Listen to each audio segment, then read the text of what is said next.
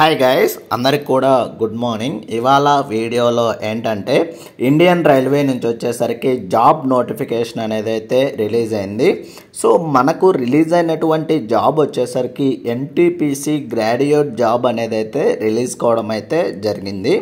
So ఈ యొక్క NTPC graduate యొక్క జాబ్ నోటిఫికేషన్ నెంబర్ వచ్చేసరికి 06/2025 అని అయితే ఇవ్వడం అయితే జరిగింది.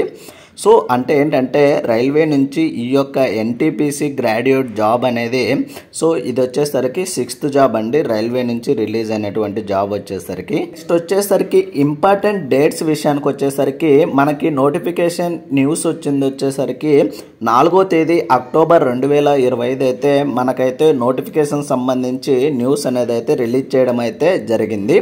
And online application starting date వచ్చేసరికి 21వ తేదీ అక్టోబర్ 2025 అయితే స్టార్ట్ అయితే అవుతుంది. అండ్ 20వ తేదీ నవంబర్ 2025 నాటికైతే మనమైతే అప్లై చేయడానికైతే ఎండ్ అయితే అవుతుంది. అండ్ పేమెంట్ లాస్ట్ డేట్ వచ్చేసరికి 22వ తేదీ నవంబర్ 2025 నాటికైతే ఎండ్ అయితే అవుతుంది. అండ్ నెక్స్ట్ వచ్చేసరికి మనకు అప్లికేషన్ ఫిల్ చేసిన తర్వాత మనం ఏదైనా సరే డీటెయిల్స్ కరెక్షన్ చేయాలంటేనా లేదా మోడిఫికేషన్స్ చేయాలంటే మనకైతే మళ్ళీ డేట్ అనేది అయితే ఇవ్వడం అయితే జరుగుతుంది. సో ఆ యొక్క డేట్ వచ్చేసరికి 23వ తేదీ నవంబర్ 2025 నుంచి 2వ తేదీ డిసెంబర్ 2025 వరకు అయితే మనకైతే కరెక్షన్స్ కోసం అయితే టైం అనేది అయితే ఇవ్వడం అయితే జరుగుతుంది. అండ్ నెక్స్ట్ వచ్చేసరికి ఎవరైతే person with bench mark disabilities ఉంటారో సో వాళ్ళకు వచ్చేసరికి స్క్రైబ్ డీటెయిల్స్ ఎంట్రీ చేయడానికైతే డేట్ అనేది అయితే ఇవ్వడం అయితే జరిగింది. 3వ తేదీ డిసెంబర్ 2025 నుంచి 7వ తేదీ డిసెంబర్ 2025 వరకు అయితే మీరైతే డీటెయిల్స్ అనేది అయితే ఇవ్వడానికైతే టైం అనేది అయితే ఇవ్వడం అయితే జరిగింది. అండ్ వీడియోను చాలామంది చూస్తున్నారు కానీ లైక్ అయితే చేయట్లేదు గైస్. నా స్మాల్ రిక్వెస్ట్ ఏంటంటే లైక్ చేయడం అయితే మర్చిపోద్దండి గైస్. అండ్ వీడియోను ఎవరైనా కానీ కొత్తగా చూస్తున్నట్లయితే please like, share and subscribe చేసుకోవడం అయితే మర్చిపోద్దండి గైస్. ఇలాంటి మరిన్ని వీడియోస్ అండ్ మరిన్ని అప్డేట్స్ కోసం అయితే. అండ్ నెక్స్ట్ వచ్చేసరికి మనకు మొత్తం రిలీజ్ అయినటువంటి జాబ్స్ వచ్చేసరికి 5810 జాబ్స్ అనేది అయితే రిలీజ్ కావడం అయితే జరిగింది ఈ యొక్క ఎన్టీపీసీ గ్రాడ్యుయేట్ నుంచి. అండ్ నెక్స్ట్ వచ్చేసరికి పోస్ట్ వైజ్ ఎన్ని వేకెన్సీ రిలీజ్ అయ్యాయి అనేది అయితే చూద్దాము. సో ఫస్ట్ పోస్ట్ వచ్చేసరికి chief commercial come ticket supervisor job అండి. సో ఇవి వచ్చేసరికి మొత్తం రిలీజ్ అయినటువంటి జాబ్స్ వచ్చేసరికి 161 జాబ్స్ అనేది అయితే రిలీజ్ కావడం అయితే జరిగింది. అండ్ బేసిక్ శాలరీ వచ్చేసరికి లెవెల్ 6 ప్రకారం అయితే మనకైతే శాలరీ అనేది అయితే ఇవ్వడం అయితే జరుగుతుంది. బేసిక్ శాలరీ వచ్చేసరికి 35,400 అయితే శాలరీ అనేది అయితే ఇవ్వడం అయితే జరుగుతుంది. అండ్ నెక్స్ట్ సెకండ్ జాబ్ వచ్చేసరికి స్టేషన్ మాస్టర్ జాబ్ అండి. ఇవి వచ్చేసరికి మొత్తం రిలీజ్ అయింది వచ్చేసరికి 615 జాబ్స్ అనేది అయితే రిలీజ్ కావడం అయితే జరిగింది. అండ్ శాలరీ విషయానికి వచ్చేసరికి లెవెల్ 6 ప్రకారం అయితే శాలరీ అనేది అయితే ఇవ్వడం అయితే జరుగుతుంది. బేసిక్ శాలరీ వచ్చేసరికి 35,400 అయితే శాలరీ అనేది అయితే ఇవ్వడం అయితే జరుగుతుంది. అండ్ నెక్స్ట్ మూడో పోస్ట్ వచ్చేసరికి గూడ్స్ ట్రైన్ మేనేజర్ జాబ్ అండి. ఇవి వచ్చేసరికి మొత్తం రిలీజ్ అయినటువంటి జాబ్స్ వచ్చేసరికి 3416 జాబ్స్ అనేది అయితే రిలీజ్ కావడం అయితే జరిగింది. సో బేసిక్ శాలరీ వచ్చేసరికి మనకి 29,200 రూపాయలు అయితే శాలరీ అనేది అయితే ఇవ్వడం అయితే జరుగుతుంది. లెవెల్ 5 ప్రకారం అయితే ఇవ్వడం అయితే జరుగుతుంది. అండ్ నెక్స్ట్ 4వ జాబ్ వచ్చేసరికి junior accounts assistant cum typist job అండి. ఇవి వచ్చేసరికి మొత్తం రిలీజ్ అయినటువంటి జాబ్స్ వచ్చేసరికి 921 జాబ్స్ అనేది అయితే రిలీజ్ కావడం అయితే జరిగింది. అండ్ శాలరీ విషయానికి వచ్చేసరికి లెవెల్ 5 ప్రకారం అయితే మనకైతే శాలరీ అనేది అయితే ఇవ్వడం అయితే జరుగుతుంది. అండ్ ఇనిషియల్ శాలరీ వచ్చేసరికి 29,200 అయితే మనకైతే శాలరీ అనేది అయితే ఇవ్వడం అయితే జరుగుతుంది. అండ్ నెక్స్ట్ 5వ పోస్ట్ వచ్చేసరికి senior clerk cum typist job అండి.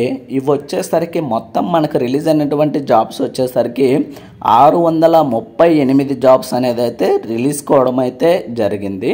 యాజ్ పర్ లెవెల్ 5 ప్రకారం అయితే మనకైతే శాలరీ అనేది అయితే ఇవ్వడం అయితే జరుగుతుంది. సో బేసిక్ శాలరీ వచ్చేసరికి 29,200 రూపాయలు అయితే మనకైతే శాలరీ అనేది అయితే ఇవ్వడం అయితే జరుగుతుంది. అండ్ నెక్స్ట్ 6వ పోస్ట్ వచ్చేసరికి ట్రాఫిక్ అసిస్టెంట్ జాబ్ అండి. సో ఇవి వచ్చేసరికి మొత్తం 59 జాబ్స్ అయితే రిలీజ్ కావడం అయితే జరిగింది. సో లెవెల్ 4 ప్రకారం అయితే శాలరీ అనేది అయితే ఇవ్వడం అయితే జరుగుతుంది. సో బేసిక్ శాలరీ వచ్చేసరికి 25,500 రూపాయలు అయితే మనకైతే శాలరీ అనేది అయితే ఇవ్వడం అయితే జరుగుతుంది. సో ఇది మనకు రిలీజ్ అయినటువంటి post wise and vacancy wise details విషయానికి వచ్చేసరికి నెక్స్ట్ వచ్చేసరికి ఏజ్ లిమిట్ విషయానికి వచ్చేసరికి మన ఏజ్ అనేది 18 సంవత్సరాల నుండి 33 సంవత్సరాల మధ్యలో అయితే ఉండాలని అయితే చెప్తున్నారు. సో అది ఎప్పటికంటే 1 జనవరి 2026 నాటికి మన ఏజ్ అనేది 18 నుంచి 33 సంవత్సరాల మధ్యలో అయితే ఉండాలని అయితే చెప్తున్నారు. అండ్ నెక్స్ట్ వచ్చేసరికి ఇక్కడ ఇయర్ వైజ్ కూడా ఇవ్వడం అయితే జరిగింది. అండ్ ఏజ్ రిలాక్సేషన్ విషయానికి వచ్చేసరికి ఎస్సీ ఎస్టీ క్యాండిడేట్స్కి వచ్చేసరికి 5 ఇయర్స్ అయితే ఏజ్ రిలాక్సేషన్ అయితే ఇవ్వడం జరిగింది. అండ్ ఓబీసీ క్యాండిడేట్స్కి వచ్చేసరికి 3 ఇయర్స్ అయితే ఏజ్ రిలాక్సేషన్ అనేది అయితే ఇవ్వడం అయితే జరిగింది. అండ్ డిఫరెంట్ క్యాడర్ని బట్టి డిఫరెంట్ ఏజ్ రిలాక్సేషన్ అనేది అయితే ఇవ్వడం అయితే జరిగింది.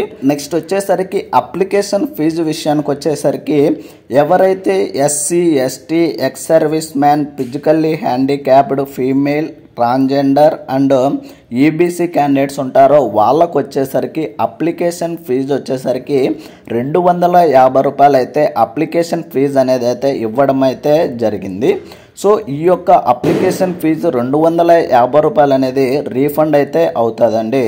సో ఈ యొక్క అమౌంట్ అనేది ఎప్పుడు రీఫండ్ అవుతుందంటే మీరు stage 1 computer based test exam అయితే రాసిన తర్వాత మనకైతే ఈ యొక్క 250 రూపాయలు అయితే మళ్ళీ మనకైతే ఎనికైతే అకౌంట్లోకి అయితే యాడ్ అవుతుంది.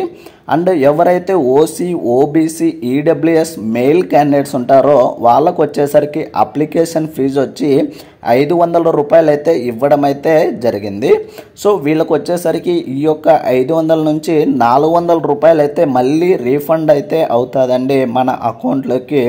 సో అది ఎప్పుడంటే స్టేజ్ 1 ఎగ్జామినేషన్ రాసిన తర్వాత మనకైతే 400 అమౌంట్ అనేది అయితే వెనక్కి అయితే పడుతుంది. నెక్స్ట్ వచ్చేసరికి సెలక్షన్ ప్రాసెస్ విషయానికి వచ్చేసరికి మనకైతే ఫస్ట్ కంప్యూటర్ బేస్డ్ ఎగ్జామినేషన్ అనేది అయితే కండక్ట్ చేయడం అయితే జరుగుతుంది.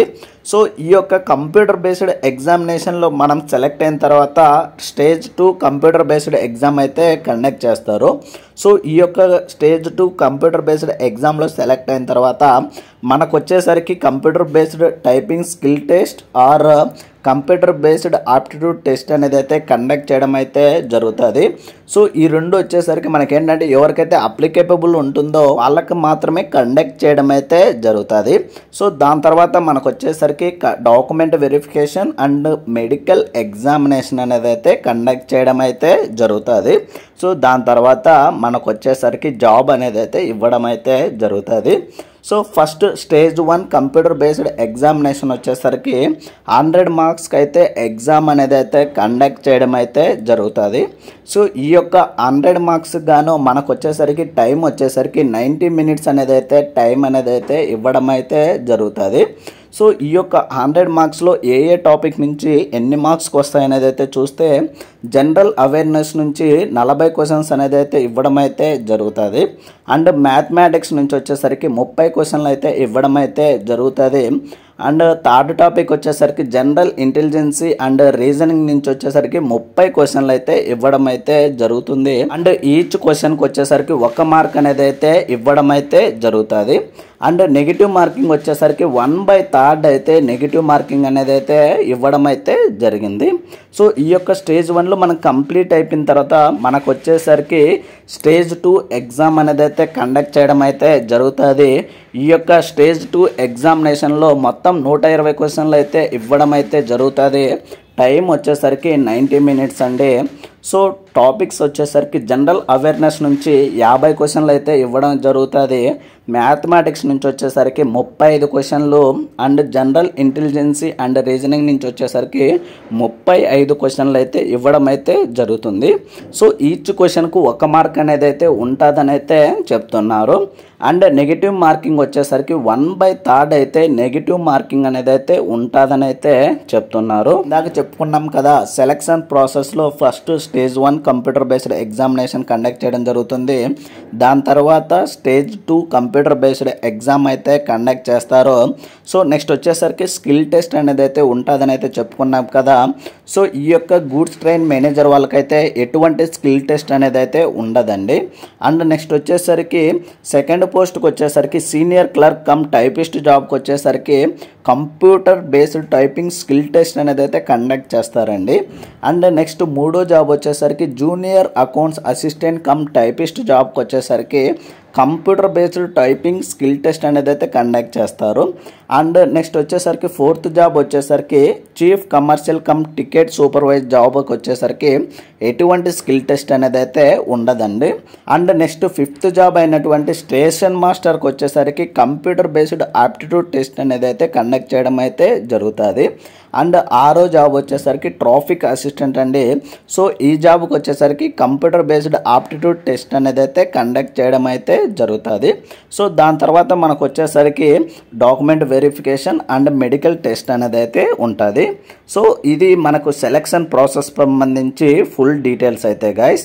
అండ్ వీడియోను ఇంకా ఎవరైనా కానీ లైక్ చేయనట్లయితే ప్లీజ్ లైక్ అయితే చేయండి గైస్. ఒక లైక్ అనేది మళ్ళీ ఎందుకు అడుగుతున్నానంటే, సో లైక్ చేయడం వల్ల వీడియో అనేది అయితే బూస్ట్ అయిపోయి సో మరికొంతమందికి అయితే రీచ్ అయితే అవుతుంది గైస్. వచ్చేసరికి ఎడ్యుకేషనల్ క్వాలిఫికేషన్ విషయానికి వచ్చేసరికి సో ఫస్ట్ జాబ్ అయినటువంటి chief commercial come ticket supervisor జాబ్కి వచ్చేసరికి డిగ్రీ అయితే చదివి ఉండాలని అయితే చెప్తున్నారు. రికగ్నైజ్డ్ యూనివర్సిటీ ఆర్ ఈక్వివాలెంట్ అని అయితే ఇవ్వడం అయితే జరిగింది.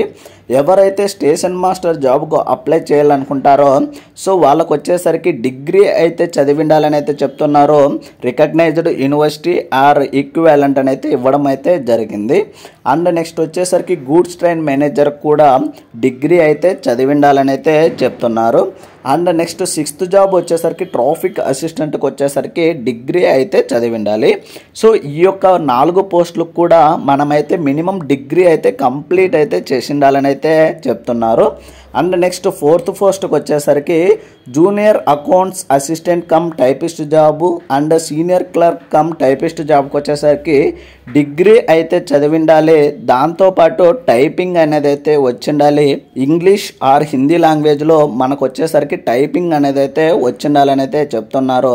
సో ఈ యొక్క 2 జాబ్స్ కూడా టైపింగ్ అనేది అయితే వచ్చిండాలి. సో ఇది మనకు ఎడ్యుకేషనల్ క్వాలిఫికేషన్ విషయానికి వచ్చేసరికి. అండ్ నెక్స్ట్ వచ్చేసరికి వేకెన్సీ డీటెయిల్స్ అనేది అయితే చూద్దాము. లొకేషన్ వైజ్ వచ్చేసరికి అహ్మదాబాద్ లొకేషన్ నుంచి టోటల్గా 79 జాబ్స్ అనేది అయితే రిలీజ్ కావడం అయితే జరిగింది. అండ్ నెక్స్ట్ వచ్చేసరికి బెంగళూరు లొకేషన్ వచ్చేసరికి 241 జాబ్ అనేది అయితే రిలీజ్ కావడం అయితే జరిగింది. అండ్ భోపాల్ నుంచి వచ్చేసరికి 382 జాబ్స్ అనేది అయితే రిలీజ్ కావడం అయితే జరిగింది. అండ్ చండీగఢ్ నుంచి వచ్చేసరికి 199 జాబ్స్ అనేది అయితే రిలీజ్ కావడం జరిగింది. అండ్ చెన్నై లొకేషన్ వచ్చేసరికి 187 జాబ్స్ అనేది అయితే రిలీజ్ చేశారు. సో ఇవి మనకు చెన్నై లొకేషన్ నుంచి. అండ్ కోల్కతా నుంచి వచ్చేసరికి 685 జాబ్స్ అనేది అయితే రిలీజ్ కావడం అయితే జరిగింది. అండ్ ముంబై లొకేషన్ వచ్చేసరికి 596 జాబ్స్ అనేది అయితే రిలీజ్ కావడం అయితే జరిగింది. అండ్ నెక్స్ట్ వచ్చేసరికి మనకు రాంచీ నుంచి వచ్చేసరికి 651 జాబ్స్ అనేది అయితే రిలీజ్ చేశారు. అండ్ నెక్స్ట్ వచ్చేసరికి సికింద్రాబాద్ నుంచి వచ్చేసరికి టోటల్గా మన తెలుగు రాష్ట్రాల వాళ్ళకి ఏంటంటే సికింద్రాబాద్ లొకేషన్ అండి.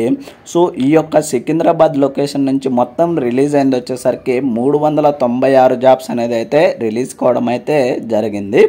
సో కేటగిరీ వైజ్ వచ్చేసరికి ఓసీ వాళ్ళకు 145 జాబ్స్ అండ్ ఎస్సీ వాళ్ళకు వచ్చేసరికి 59 జాబ్స్ అండ్ ఎస్టీ వాళ్ళకు వచ్చేసరికి 32, ఓబీసీ వాళ్ళకు వచ్చేసరికి 119 జాబ్స్, ఈడబ్ల్యూఎస్ వాళ్ళకి వచ్చేసరికి 41 జాబ్స్ అనేది అయితే రిలీజ్ కావడం అయితే జరిగింది.